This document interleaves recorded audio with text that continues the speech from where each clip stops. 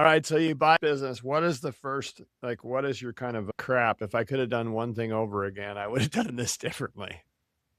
That's a tough question to answer. I think that I would have, man, I That's think good because here's the first thing. You must yeah. not have a whole bunch of fails along the way because most people are like, well, geez, I would have, if I would have not spent that money on that, all that digital marketing that did me no good, or if I would have fired that guy faster or whatever. But you're kind of like, I did I'm pretty well. thinking, no, I think that moving from operations to sales a little bit faster because I spent about 6 months just improving the processes.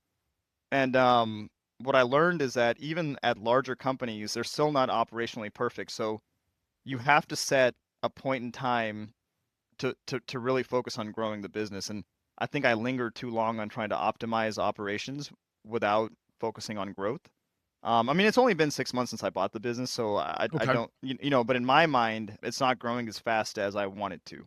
And so maybe setting a, setting a point in time for which I wanted to defocus from operations and focus on sales and doing that a little bit faster, or even, hiring someone for sales. I think that I realized that Right. I'm not great. So another thing that I wish that I did differently was understand what I'm good at and what I'm not good at, and Mm. delegate quickly what I'm Hmm. not good at, even though it requires a little bit more expenditure. So, for example, I came to realize quickly that I'm not great at sales, and as a matter of fact, I don't like it either. I have I have a lot of meetings, and I meet with clients, but it's not with the intent to sell our product. It's just to kind of meet with them and have touch points. But I'm just not I'm not good at it, and I don't like doing it. And so maybe figuring that out sooner and delegating that task out and just not trying to do everything myself. Yeah, that's a really, really good one. I like that wisdom. It's interesting because the stuff that you're not good at, generally, you don't like to do, right? I mean, Yeah.